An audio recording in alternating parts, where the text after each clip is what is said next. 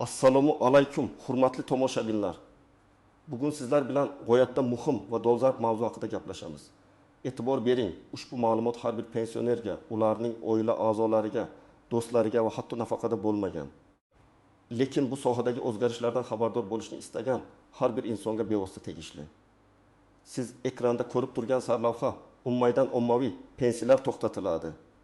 Ko'pchilikni xavotirga solishi tabiiy. Ammo vahimaga tushishdan avval diqqat bilan eshiting va tushunib oling. Chunki men sizga vaziyatni to'liq oydinlashtirib beraman. Bu shunchaki shov-shuvli sarlavha emas, balki amaldagi qonunchilikdagi ba'zi o'zgarishlar va ularning pensiya olish jarayoniga ta'siri haqidagi jiddiy ogohlantirishdir. Shuning uchun bu videoni boshlashdan avval iltimos kanalimga obuna bo'lishni va bu videoga like bosishni unutmang. Bu menga sizga yanada ko'proq foydali va muhim ma'lumotlarni yetkazishda yordam beradi. Esda tuting, bu ma'lumot nafaqat sizning, balki yaqinlaringizning ham pensiyalarini bexatar olishlariga yordam berishi mumkin. Keling, avval vaziyatning mohiyatiga chuqurroq kirib boramiz. O'tmishda pensiya to'lovlarini to'xtatish tartibi ma'lum darajada an'anaviy va ba'zan sekinroq kechardi. Ko'pincha bu holat pensionerning vafot etishi, doimiy yashash joyini o'zgartirishi yoki nogironlik guruhi muddatining tugashi kabi aniq sabablar bilan bog'liq bo'lardi. Pensiya jamg'armasi xodimlari barcha ma'lumotlarni qog'oz shaklida yuritishga, qo'lda tekshirishga majbur bo'lishardi. Bu esa ma'lumotlar almashinuvini sekinlashtirar edi. Agar biror kishi pensiyani bir necha oy davomida olmasa, bu holat e'tibordan chetda qolishi ba'zida ancha vaqt o'tgandan so'nggina aniqlanishi mumkin edi. Ya'ni tizimda shaffoflik va tezkorlik yetishmasligi ba'zi muammolarga sabab bo'lardi. Ba'zi hollarda odamlar pensiyalarini olishni davom ettirishardi, garchi ular allaqachon buning huquqini yo'qon bo'lsalar ham. Masalan, nogironlik muddati tugagan bo'lsa-da, qayta ko'rikdan o'tmagan bo'lsalar ham. Bu esa davlat byudjetiga ortiqcha yuk bo'lar edi. Endi esa vaziyat tubdan o'zgarganini aytishimiz kerak oxirgi yillarda. Mamlakatimizda raqamli texnologiyalarni joriy etishga alohida e'tibor qaratilmoqda. Xususan, pensiya tizimida ham jiddiy modernizatsiya ishlari olib borildi. Bugungi kunda pensiya jamg'armasi va boshqa tegishli davlat idoralari o'rtasida ma'lumotlar almashinuvi to'liq avtomatlashtirilgan. Bu nima degani? Bu shuni anglatadiki, sizning shaxsiy ma'lumotlaringiz, jumladan yashash manzilingiz, ishlash joyingiz, o'lim haqidagi ma'lumotlar, nogironlik guruhingiz muddati va boshqalar endi bir necha davlat bazalari orqali avtomatik ravishda yangilanib turadi. Bu esa pensiya to'lovlarini to'xtatish yoki qayta tiklash jarayonini sezilarli darajada tezlashtiradi va shaffofligini oshiradi. Yangi tizimning asosiy maqsadi pensiya to'lovlarini faqatgina haqiqatan ham unga huquqi bor fuqarolarga belgilangan tartibda va muddatlarda yetkazib berishni ta'minlashdir. Bu tizimning joriy etilishi natijasida pensiya qonunchiligiga kiritilgan ba'zi o'zgarishlar bilan bog'liq holda. 10 maydan boshlab ma'lum sharoitlarda pensiya to'lovlari avtomatik ravishda to'xtatilishi mumkin. Bu albatta aholi tomonidan ma'lum bir tartibsizlik yoki tushunmovchilikka sabab bo'lmasligi uchun chuqur tushuntirishni talab qiladi. Shuning uchun bu o'zgarishlarni tushunish va ularga mos ravishda harakat qilish juda muhimdir. Keling, endi eng muhim savollarga javob beramiz. Bu o'zgarishlar aynan nimani anglatadi? Kim xavotirlanishi kerak va kimning pensiyasiga ta'sir qilmaydi? Avvalo siz bilishingiz kerak bo'lgan narsa shuki, pensiya to'lovlarini to'xtatish tartibi qonun hujjatlarida qat'iy belgilangan. Bu shaxsiy xohish yoki pensiya jamg'armasi xodimining o'zboshimchalik bilan qabul qiladigan qarori emas. Barcha harakatlar qonun doirasida amalga oshiriladi. Kim xavotirlanishi kerak? Asosan, quyidagi holatlarga tushib qolgan fuqarolar o'z pensiya to'lovlari holatini tekshirishlari va tegishli choralar ko'rishlari shart. Birinchi holat, pensiyani ketma-ket 6 oy davomida olmagan shaxslar. Bu juda keng tarqalgan holat bo'lib, ko'pincha odamlar sog'lig'i yomonlashgani tufayli uzoq vaqt kasalxonada yotganlarida yoki oilaviy sharoitlar sababli pensiyalarini vaqti olishga ulgurmaganlarida yuz beradi. Misol uchun, Gulchehra opa degan bir ayol bor edi 75 yoshda. U uzoq qishloqda yashaydi va har oy pensiyasini pochta orqali oladi. U jigar kasalligi bilan kasalxonaga yotib qoldi va 6 oy davomida davolandi. Shu muddat ichida u pensiyasini ola olmadi. Pochtalar bir necha marta keldi. Ammo Gulchehra opani topa olmadi va pensiyani qaytarib olib ketdi. 6 oydan so'ng Gulchehra opa kasalxonadan chiqib, pochta bo'limiga murojaat qilgan edi. uning pensiya to'lovlari avtomatik ravishda to'xtatilgani ma'lum bo'ldi. Chunki tizim uni pensiyani olmayotgan, faol bo'lmagan pensioner deb hisoblagan. Bu holatda Gulchehra opaning pensiyasini qayta tiklash uchun pensiya jamg'armasiga ariza bilan murojaat qilishi va kasalxonadan chiqqanligi haqidagi ma'lumotnomani taqdim etish talab etildi. Afsuski, bu jarayon uning uchun ancha qiyinchilik tug'dirdi. Chunki uning yoshi katta bo'lganligi sababli barcha hujjatlarni yig'ish va pensiya jamg'armasiga borish oson emas edi. Shuning uchun agar siz yoki yaqiningiz uzoq muddat pensiyani ololmagan bo'lsa, zudlik bilan harakat qilishingiz kerak. Ikkinchi holat, nogironlik pensiyasi oluvchilar uchun tibbiy mehnat ekspert komissiyasining TMIK muddatli ko'rigidan o'tmaganlar. Nogironlik pensiyasi belgilangan muddatga beriladi va bu muddat tugagandan so'ng pensiyaga qayta ko'rikdan o'tish shart. Agar belgilangan muddat ichida qayta ko'rikdan o'tilmasa, pensiya to'lovlari to'xtatiladi. Misol uchun, Toshpo'lat aka 55 yoshda bo'lib, ikkinchi guruh nogironligi bo'yicha pensiya olardi. Uning nogironlik guvohnomasida TMIK ko'rigidan o'tish muddati 2024 yil 1 aprelga qadar deb ko'rsatilgan edi. Toshpo'lat aka o'z sog'lig'ini yaxshilab, endi o'zini ancha baquvvat his etayotganini o'ylab, qayta ko'rikdan o'tishni unutib qo'ydi. U 10 maydan keyin pensiya kartasini tekshirganda pul tushmaganini ko'rdi. Pensiya jamg'armasiga murojaat qilganida uning nogironlik pensiyasi TMIK ko'rigidan o'tmaganligi sababli to'xtatilgani ma'lum bo'ldi. Endi Toshpo'lat aka avval TMIKdan qayta ko'rikdan o'tib, yangi xulosa olishi, so'ngra pensiya jamg'armasiga ushbu xulosani taqdim etib, pensiyani tiklash kerak. Bu jarayon bir necha hafta va hatto oylar davom etishi mumkin. Uchinchi holat, doimiy yashash uchun O'zbekiston Respublikasi hududidan tashqariga chiqib ketgan fuqarolar. Agar siz boshqa davlatga doimiy yashash uchun ko'chib o'tgan bo'lsangiz va bu haqda tegishli organlarga xabar bermagan bo'lsangiz, pensiya to'lovlaringiz to'xtatilishi mumkin. Misol uchun, Nodira opa qizi bilan Rossiyaga doimiy yashash uchun ketdi. U o'zining pensiyasini bank kartasiga o'tkazishni davom ettirishga umid qilgan edi. Biroq chegara nazorati tizimi orqali uning mamlakatdan chiqib ketganligi haqidagi ma'lumot pensiya jamg'armasiga avtomatik tarzda yetib bordi. Natijada uning pensiya to'lovlari 10 maydan so'ng to'xtatildi. Endi Nodira opa pensiyasini qayta tiklash uchun O'zbekistonga qaytib kelishi yoki konsullik muassasalari orqali ma'lum bir tartibda murojaat qilish kerak bo'ladi. Bu esa murakkab va uzoq jarayon. 4-holat. Vafot etgan pensionerlarga to'lanayotgan pensiyalar. Garchi bu holat juda ayanchli bo'lsa-da, ba'zida marhumning yaqinlari pensiya kartasidan pulni olishda davom etishlari mumkin. Yangi tizimda fuqarolik holati dalolatnomalarini qayd etish organlari ma'lumotlari pensiya jamg'armasi bazasi bilan integratsiya qilingan bo'lib, bu vafot etgan shaxslarning pensiya to'lovlarini tezkorlik bilan to'xtatish imkonini beradi. Bu byudjet mablag'larining noto'g'ri ishlatilishini oldini oladi. Kim xavotirlanishi kerak emas. Agar siz pensiyangizni muntazam ravishda olib turgan bo'lsangiz, ya'ni har oy bank kartangizga yoki pochta orqali uyingizga kelayotgan bo'lsa, sizning shaxsiy ma'lumotlaringizda hech qanday o'zgarish bo'lmagan bo'lsa, masalan, familiya o'zgarishi, yashash joyi o'zgarishi kabi nogironlik guruhingizning muddati kelmagan bo'lsa va O'zbekiston hududidan tashqariga doimiy yashash uchun chiqib ketmagan bo'lsangiz, demak, siz xavotirlanishga hojat yo'q. Sizning pensiyangiz odatdagidek to'lanishda davom etadi. Raqamli tizim aynan shunday pensionerlar uchun qulaylik yaratadi. Chunki ularga hech qanday qo'shimcha harakat qilish shart emas. Endi esa ushbu yangi tartibdagi ba'zi istisnolar, e'tibor berish lozim bo'lgan murakkab jihatlar va unchalik aniq bo'lmagan nuanslar haqida batafsil to'xtalib o'tamiz. Chunki har bir qoidaning o'z istisnolari bor. Va ba'zida aynan shu istisnolar sizning vaziyatingizga to'g'ri kelishi mumkin. Birinchidan, pensiya turiga qarab ba'zi farqlar bo'lishi mumkin. Masalan, yolg'iz keksalar yoki nogironligi bo'lgan shaxslarga beriladigan ba'zi ijtimoiy nafaqalar bor. Agar bu nafaqalar bevosita ijtimoiy xizmatlar markazi tomonidan nazorat qilinadigan bo'lsa, ularni to'xtatish jarayoni biroz farq qilishi mumkin. Ammo umumiy qoida shuki, agar nafaqa oluvchi belgilangan muddat davomida uni olmasa yoki uning maqomida o'zgarish yuz bersa, masalan, keksa kishi vafot etsa, tizim baribir buni aniqlaydi va to'lovlar to'xtatiladi. Ikkinchidan, jismoniy jihatdan pensiya jamg'armasi bo'limiga bora olmaydigan shaxslar uchun istisnolar.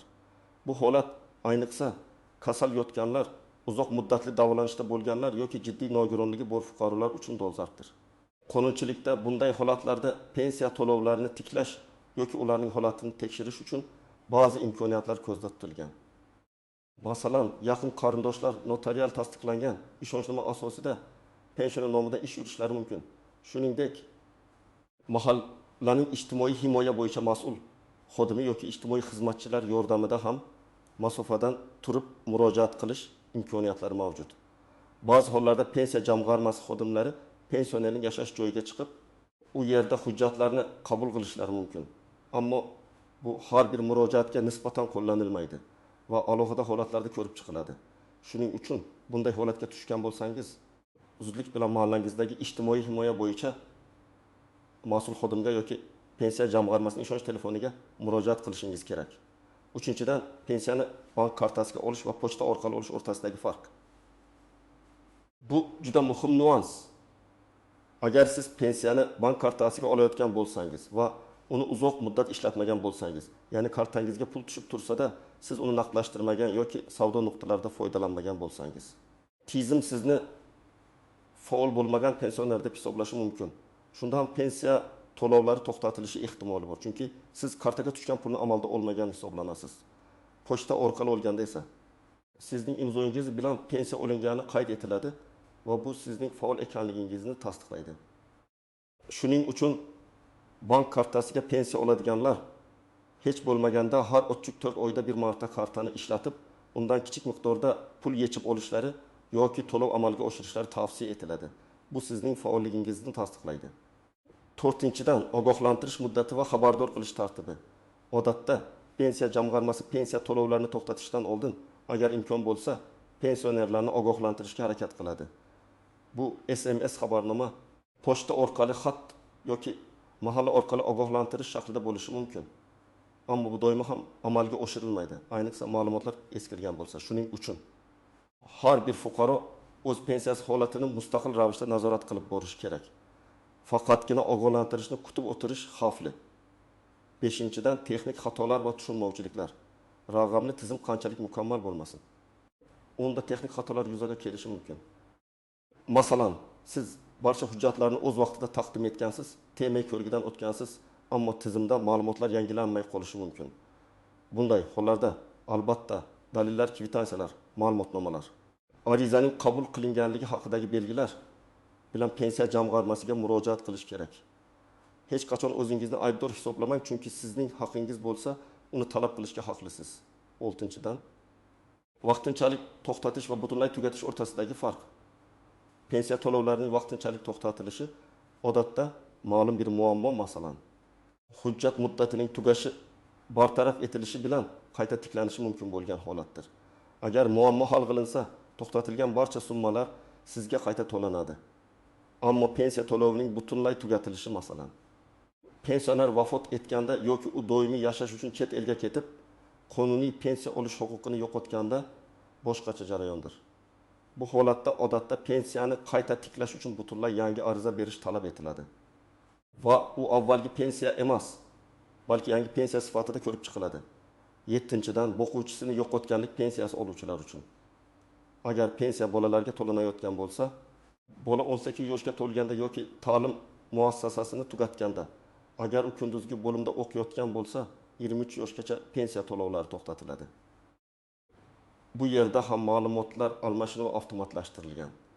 Agar bola o'qishini tugatgan bo'lsa, lekin siz bu haqda pensiya jamg'armasiga xabar bermagan bo'lsangiz, pensiya noto'g'ri to'lanishda davom etsa, keyinchalik ortiqcha to'langan summalarni qaytarish talab etilishi mumkin. Shuning uchun bu kabi o'zgarishlar haqida o'z vaqtida xabar berish juda muhimdir. Misol uchun, Alisher akaning 2 farzandi bor edi. Otalari vafot etganligi sababli ular o'quvchisini yo'qotganlik pensiyasi olishardi. Katta o'g'il universitetni 22 yoshda tugatdi. Ammo pensiya jamg'armasiga bu haqda xabar berilmadi. Natijada u 20 yoshiga qadar pensiya olishda davom etdi. Keyinchalik pensiya jamg'armasi ma'lumotlarni tekshirganda bu holat aniqlandi va Alisher akadan ortiqcha to'langan pulni qaytarish talab etildi. Bu juda yoqimsiz vaziyatga olib keldi. Shuning uchun har qanday o'zgarishni zudlik bilan bildirish shart. Endi eng muhim qismga o'tamiz. Agar sizning pensiya to'lovlaringiz to'xtatilgan bo'lsa yoki to'xtatilishi mumkinligidan xavotirda bo'lsangiz, aynan nima qilishingiz kerak? Qadam-ba-qadam ko'rsatmalar. Birinchi qadam, pensiya holatingizni tekshiring. Eng avvalo, panikaga tushmasdan vaziyatni aniqlashtiring. Buning uchun bir nechta usul mavjud. 1. Onlayn portal orqali hozirgi kunda MyBokkov uz yagona interaktiv davlat xizmatlari portalida o'z pensiya hisobingiz holatini tekshirish imkoniyati mavjud. Siz shaxsiy kabinetingizga kirib, pensiya to'lovlari tarixini ko'rishingiz mumkin. Agar sizda MyBokkov uz saytida shaxsiy kabinetingiz bo'lmasa, uni ro'yxatdan o'tkazish juda oson. Bu jarayon uchun sizga faqatgina ID kartangiz, pasportingiz va mobil telefoningiz kerak bo'ladi. Ko'pchilik uchun bu eng qulay usul. 2. Ishonch telefoni orqali. Pensiya jamg'armasining hududiy bo'limlarining ishonch telefonlari mavjud.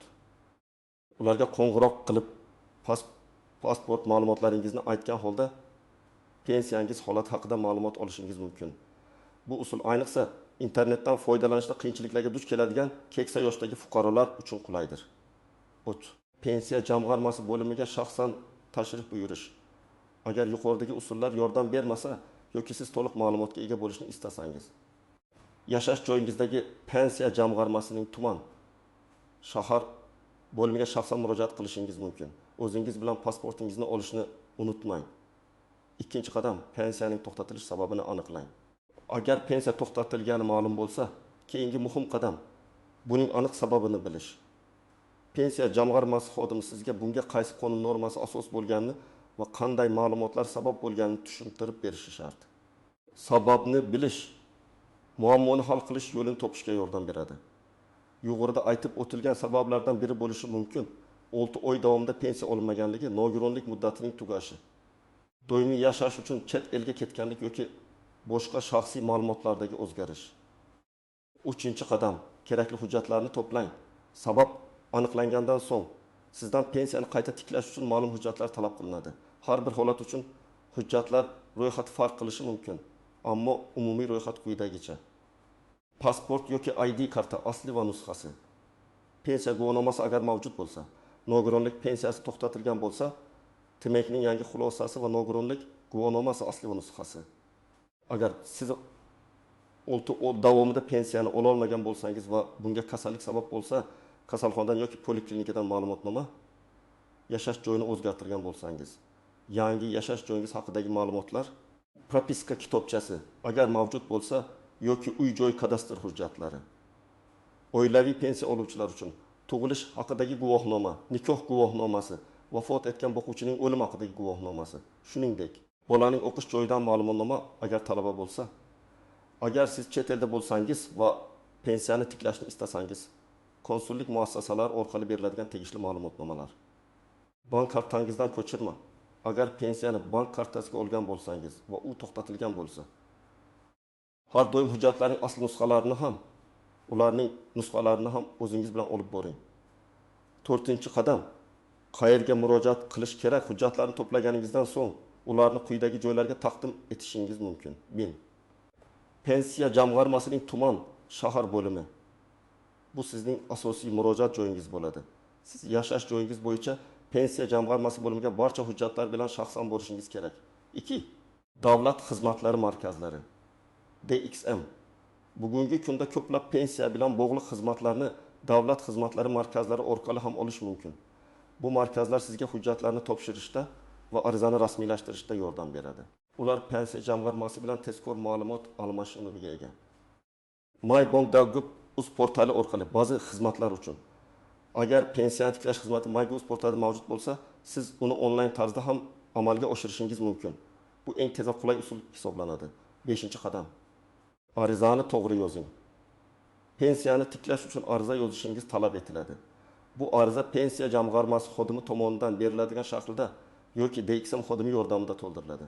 Arizada siz o'z shaxsiy ma'lumotlaringizni, pensiyaning to'xtatilgan sanasini va sababini, shuningdek pensiyani tiklash sababini, masalan, tamagek ko'rigidan o'tganlik yoki kasalxonadan chiqqanlik, ariza bilan birga yuqorida sanab o'tilgan hujjatlarni ilova qilasiz. Arizaning bir nusxasini o'zingizda saqlab qolishni unutmang. Unda qabul qilinganligi haqidagi sana va xodimning imzosi bo'lishi kerak. Bu kelajakda ehtimoliy tushunmovchiliklarning oldini olish uchun muhim dalil bo'lib xizmat qiladi. 6-qadam. muddatlarni bilish va kuzatib borish. Pensiya to'lovlarini tiklash bo'yicha murojaat qilganingizdan so'ng qonunchilikda belgilangan muddatlar ichida sizga javob berilishi kerak. Odatda ariza ko'rib chiqish muddati 10-12 ish kunini tashkil etadi. Agar sizga belgilangan muddat ichida javob berilmasa yoki pensiyani tiklash asossiz ravishda rad etilsa, siz yuqori turuvchi tashkilotlarga, pensiya jamg'armasi, viloyat boshqarmasiga, Oliy Majlisning inson huquqlari bo'yicha vakili, ombudsmanga, adliya organlariga yoki prokuraturaga shikoyat qilish huquqiga egasiz. 7-qadam. Rad javobini olsangiz nima qilish kerak? Agar sizga pensiyani tiklash rad etilsa, rad etish sabablari yozma ravishda asoslantirilgan bo'lishi shart. Siz ushbu rad javobini diqqat bilan o'rganib chiqishingiz va unga qanday e'tiroz bildirish mumkinligini aniqlashingiz kerak. Agar siz rad javobini asossiz deb hisoblasangiz, yuqorida aytib o'tilgandek, yuqori turuvchi organlarga murojaat qilishingiz yoki hatto sudga da'vo arizasi bilan chiqishingiz mumkin. Sud orqali o'z huquqlaringizni himoya qilish ham to'liq qonuniy yo'ldir. Bu holatda malakali yuridik yordam olishni maslahat beraman. Esda tuting, bu jarayonlarda sizning faolligingiz va diqqatkorligingiz juda muhimdir. Barcha ma'lumotlarni o'z vaqtida yangilab borish va pensiya jamg'armasi bilan aloqada bo'lish pensiya to'lovlarida uzilishlar bo'lishining oldini oladi. Har bir hujjatni tartib bilan saqlang va hech qachon shaxsiy ma'lumotlaringizni tasdiqlanmagan shaxslarga bermang. Aziz do'stlar, bugungi videomizda biz o'ngli maydan boshlab pensiya to'lovlarining ommaviy to'xtatilishi mumkinligi haqidagi jiddiy mavzuni har tomonlama ko'rib chiqdik. Men sizga bu o'zgarishlarning sabablari, kimga ta'sir qilishi, kimga ta'sir qilmasligi, istisnolar va eng muhimi vaziyat yuzaga kelganida qanday harakat qilish kerakligi haqida atroflicha ma'lumot bera oldim. Esingizda bo'lsin, eng muhimi xabardorlik va faollik. O'z pensiyangiz holatini muntazam ravishda tekshirib boring. Ma'lumotlaringizni o'z vaqtida yangilab turing va pensiya jamg'armasi bilan aloqani uzmang. Shu tariqa siz har qanday kutilmagan vaziyatlarning oldini olasiz va o'z pensiyangizni uzilishlarsiz olishda davom etasiz. Bu ma'lumot nafaqat siz uchun, balki oila a'zolaringiz, qarindoshlaringiz va do'stlaringiz uchun ham muhim bo'lishi mumkin. Shuning uchun iltimos ushbu videoni ularga ham ulashing. Kanalimga obuna bo'lmagan bo'lsangiz, hoziroq obuna bo'ling. Va albatta, bu videoga like bosishni unutmang. Chunki sizning har bir like'ingiz va obunangiz bizni yangi foydali videolarni yaratishga undaydi. Sizning bu boradagi fikrlaringiz, shaxsiy tajribangiz yoki savollaringiz bo'lsa, ularni izohlarda yozib qoldiring. Men ularni diqqat bilan o'qib chiqaman va imkon qadar javob berishga harakat qilaman. Sizning har bir izohingiz boshqa tomoshabinlar uchun foydali bo'lishi mumkin. Sog' bo'ling, aziz tomoshabinlar. Keyingi videolarda ko'rishguncha.